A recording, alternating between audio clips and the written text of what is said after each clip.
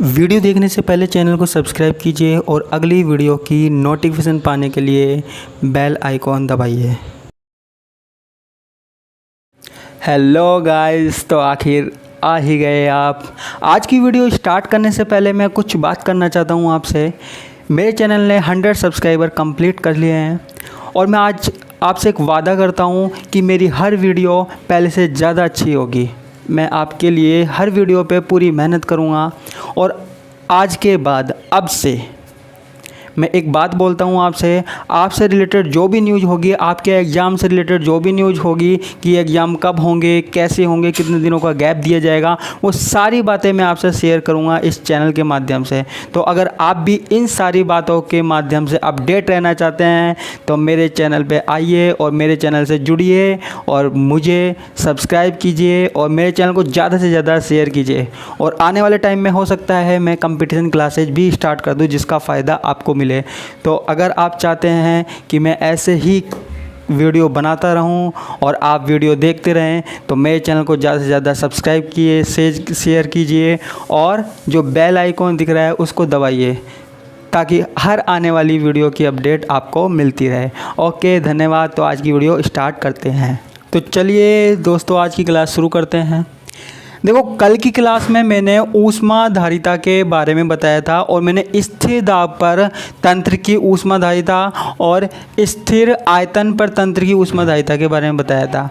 आज मुझे सीपी और सीवी के रिलेशन के बारे में बताना है। सीपी और सीवी में क्या संबंध होता है। देखिए, सीपी और सीवी में जो रिलेशनशिप है, संबंध है, वो अक्सर एग्जाम में पूछा जाता है। आप पिछले साल के कोई से भी पेपर उठा के देख लीजिए, सीपी और सीवी में रिलेशनशिप आता है और बार बार आता है, रिपीट होता रहता है। इसलिए इसको ध्यान से समझना। अगर इसको समझना चाहते हो तो सबसे पहले आपको ऊष्माधारिता के बारे में पढ़ना पड़ेगा, जिसके बारे में मैंने अपनी पिछली क्लास में बात की थी। अगर आपने नहीं पढ़ा है तो पहले जाके उसे देखिए और फिर यहाँ आइए।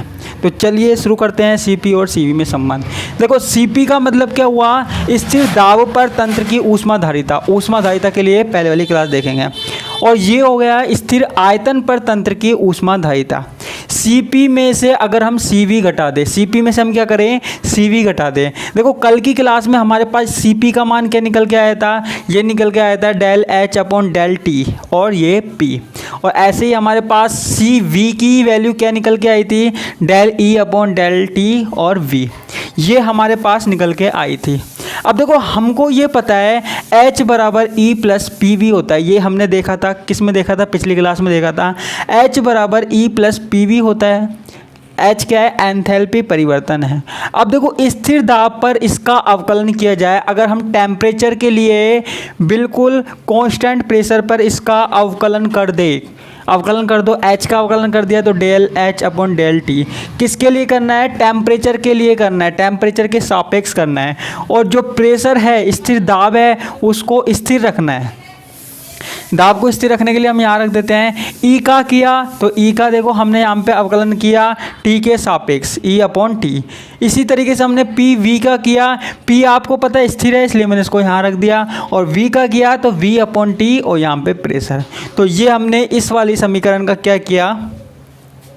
इस वाली समीकरण का हमने अवकलन कर दिया। अब देखो, जो समीकरण फर्स्ट है, समीकरण फर्स्ट में ये डेल एच अपॉन टी की वैल्यू रख देंगे। ये वाली वैल्यू है, ऐसी की ऐसी उठा के यहाँ पुट कर देंगे। तो मैंने यहाँ पे इसकी जगह मैंने क्या किया? ये वाली वैल्यू रख दी। ये पूरी की पूरी वैल्यू मैंने इस समीकरण में रख दी और बाद में minus del E upon del T V. अब हमें आगे की बात करना है। आगे की बात करने के लिए हम क्या करते हैं? इसको रब कर देते हैं।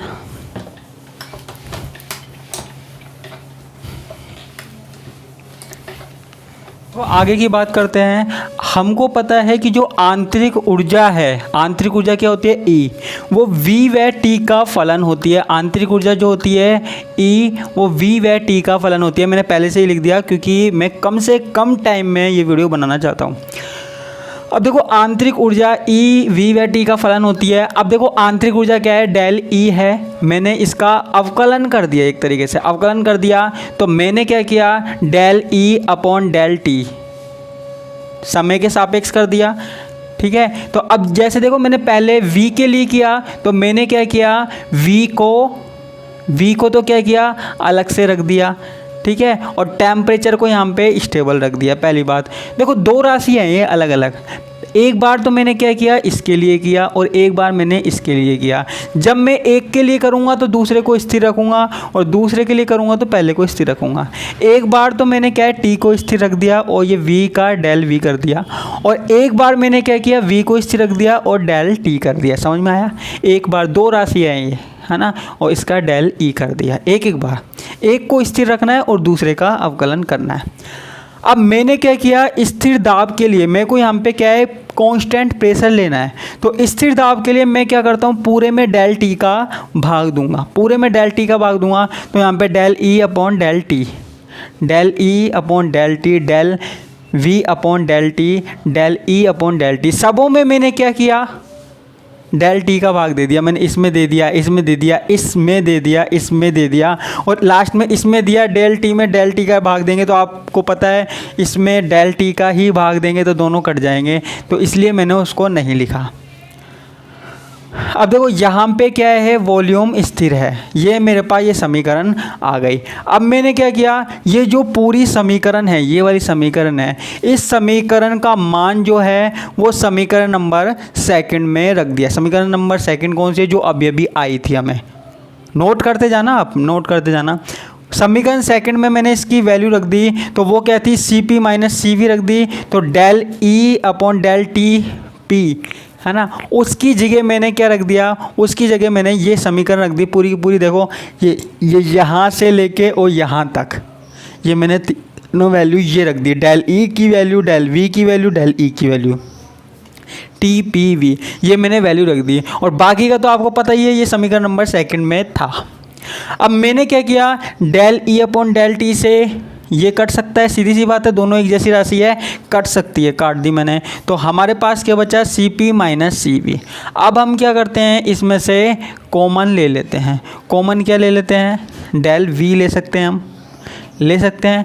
अगर हम इसमें से कॉमन ले लें, मैं यहाँ कर देता हूँ, कॉमन ले लें तो यहाँ पे हमारे पास क्या होगा, ये कॉमन आ जाएगा, del V upon del T P, ये मैं कॉमन ले रहा हूँ यहाँ पे, और यहाँ पे अंदर क्या आ जाएगा हमारे पास, क्या आ जाएगा, एक तो इसमें आ जाएगा P, चलो मैं इसको पहले लिख देता हूँ, P प्लस में del E upon del V T, del E upon del V T, दिख रहा है ना। तो यहाँ पे मैंने इस तरीके से इसमें वैल्यू रख दी, तो ये C P minus C V की ये वैल्यू आ गई। अब हम इसमें आगे की बात करते हैं। आगे की बात करने के लिए हम क्या करते हैं, इस वाली समीकरण को, देखो यहाँ पे दिख नहीं रहा, लेकिन इस वाली समीकरण को मैं समीकरण नंबर तीसरी दूंगा। समीकरण क्या दूंगा, तीसरी दूंगा, समीकरण थर्ड दूंगा। इसको अगर नहीं भी दिख रहा तो कोई दिक्कत नहीं है, मैं ऊपर लिख देता हूँ इस वाली समीकरण को,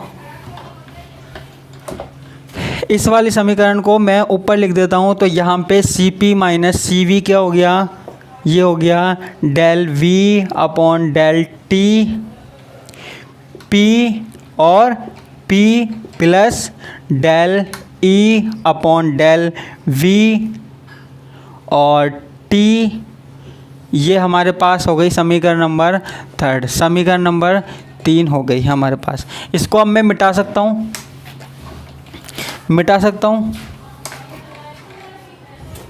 अब देखो समीकरण जो थर्ड है, समीकरण थर्ड में जो ये वाला पद है, ये वाला, ये तो किसको दर्शाता है, कार्य को दर्शाता है। किसको दर्शाता है, कार्य को दर्शाता है, वर्क को डिनोट करता है।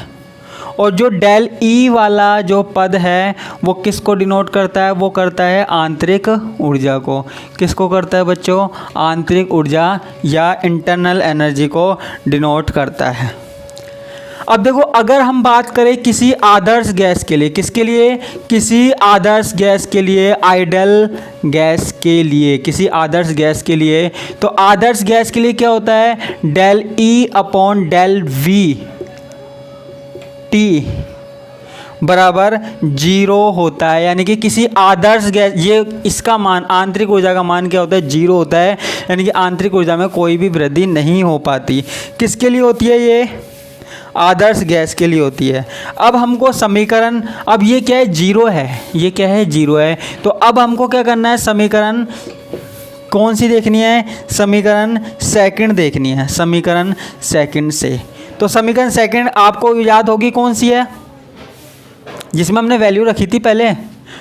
नहीं पता तो आप नोट करते जाइए, सीधी सी बात है, आप नोट करते जाइए रजिस्टर में, तो आपको पता रहेगा समीकरण नंबर सेकंड कौन सी है, समीकरण नंबर फर्स्ट कौन सी है। अब मैं तो क्या बार बार नहीं लिख सकता क्योंकि बोर्ड इतना छोटा सा है, लेकिन समीकरण सेकंड की बात करते हैं हम। समीकरण सेकंड से हम देखते हैं कि जो Cp माइनस CV है, वहाँ पे del E upon del V, T की वैल्यू क्या है, जीरो रख दी। तो अब हमारे पास केवल क्या आ जाएगा, P del V upon del T P, ये हमारे पास आ जाएगी समीकरण नंबर फोर्थ आ जाएगी। ये किससे आई है, समीकरण नंबर सेकंड से आई है।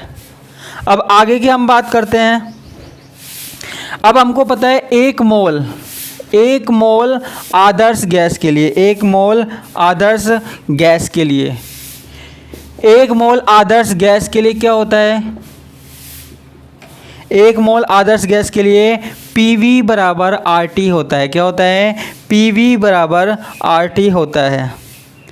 अब जो ये समीकरण है, ये समीकरण है PV बराबर RT, मैं मिटा देता हूँ आगे।